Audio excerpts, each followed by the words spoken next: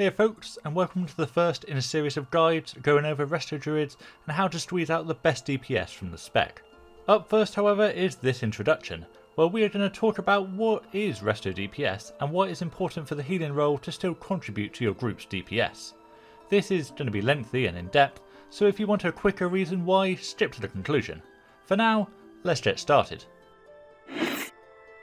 All healing specs have DPS abilities, and these are not just for solo play.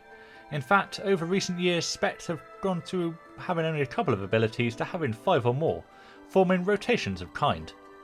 This comes at the same time as more and more content that is suitable for single player, and also ones that encourage speed, such as challenge modes or Mythic Plus.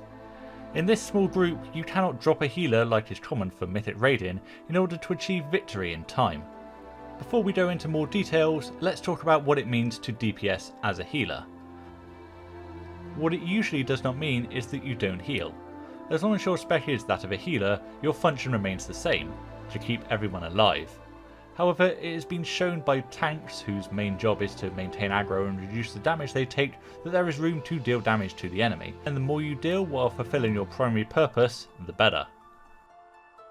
Healers dealing damage functions in a similar fashion. As long as you keep everyone alive and you can deal some damage, you may as well deal some damage. What differs from tanks for healers though is that healers' primary target is not usually the enemy.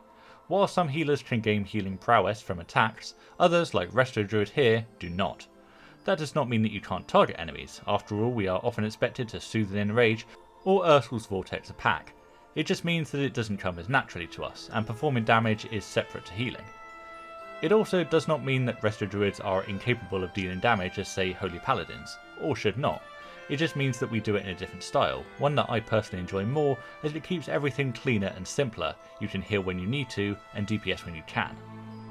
For Resto Druid specifically, we have access to 3 spells: Moonfire, Sunfire and Wrath, as well as a few form-based abilities which are not worth using, yet. On our third talent row is the Affinity line, each granting you a passive but also extra abilities. The affinity you pick will then make your chosen form your more optimal way of dealing damage. Cat form for Feral Affinity, known as Catweaving, and Moonkin for Balance, which I call Owlweaving.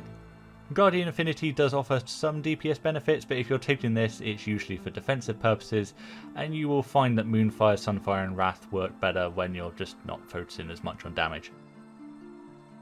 As for how to use those abilities from the talents, that's what we're going to go over in future parts of the guide. They'll be in their own guide. For now, we're just going to focus on the core abilities that everyone will have access to and that you'll use the most often. Before we finish with the what, I briefly want to touch on the adjacent topics. Most people who play healers do so in a group, and that means for every encounter you want to kill it as quickly and as cleanly as possible. The goal is not personal output. It is the output of the group as a whole. While this may not be what you traditionally think of as DPS, anything that you do to assist the entire group's damage, in my mind, still falls under that umbrella, and there are various ways to do this, from group buffs to performing tasks so that DPS players can pump out the best numbers. We'll touch on this more in the future.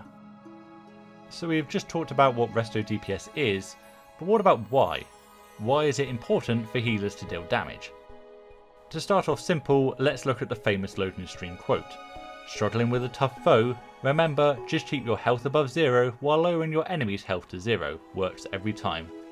As obvious as it is, it shows that every encounter from the first boar to the final mythic boss is a test of survival and damage. These two tests, while both important, are not equal.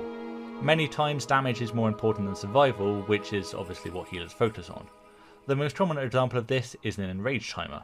You cannot out-heal an enraged timer, you can only out-DPS. There are times when survival is more important, such as Shriekwind's Phase 2, but those are less common.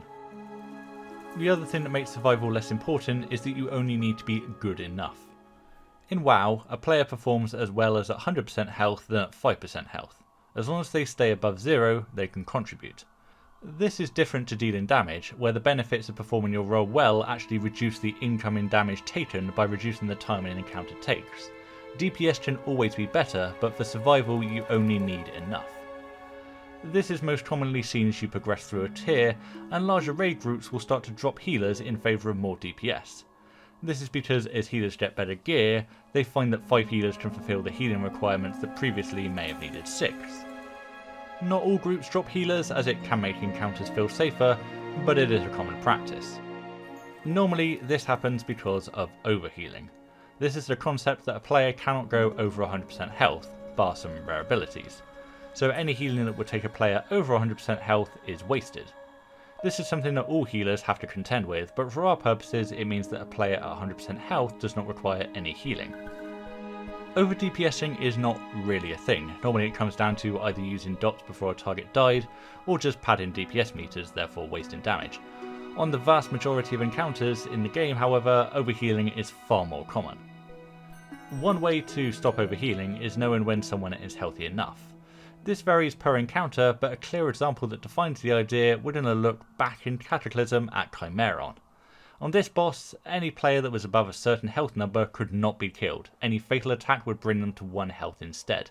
Healers would then have to heal any injured person back up above that total, so they would no longer be one-shot. And what if everyone is safe? This is when you deal damage. Despite Blizzard's best intentions, there will always be time when there is nothing to heal. Everyone's at full or healthy enough. Your options as a healer here is either deal damage, overheal, or do nothing, and the first is almost always correct.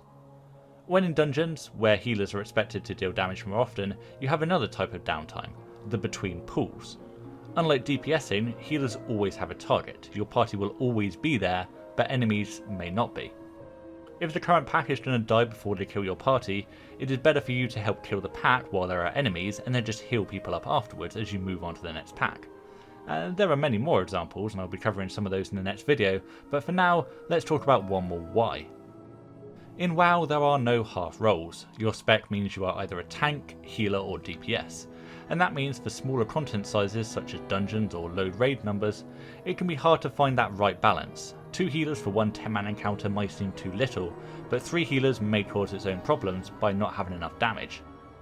A Resto Druid or another healer who can dedicate a lot of time and some gear slots to it can pull off roughly half the damage of a DPS player while still being able to heal at about 90% efficiency if needed. This lets that player perform a half and half role, as close to a hybrid as you can get. A DPS trying to assist with healing would be nowhere near as efficient, as healers are given tools to allow them to solo content and that translates into group content, whereas DPS players are not generally given the ability to heal other players at the same consistent. In a raid setting, a healer with an emphasis on DPS can either be used as a safety net in case another healer goes down, or across many bosses whose healing requirements ramps up as the fight progresses. They can start by DPSing in phase 1, and when the damage starts coming in at higher levels, they can swap to a more healing focus, such as on Sludgefist. Overall, healers are the closest thing to a hybrid role if you go onto it. For now though, let's summarise. As a healer, your job is to keep everyone alive. However, as long as everyone is safe, you're better off dealing damage than doing nothing, most of the time. Generally, safe means when everyone's at full health, but others it may be just when no one is in danger of dying. The latter actually being more common for druids thanks to our healing style. We don't instantly heal players up, instead we efficiently heal them up during the downtimes of little to no damage. As you get more confident, or reckless, you may start squeezing in more damage before everyone is at full health. But when do you do this, and how do you get started? We'll be covering that in the next video, the topics there being an introduction to DPSing as a Resto Druid without touching affinities, as well as the many scenarios that you can find where dealing damage or assisting your party is better than healing. Until then, thanks for watching.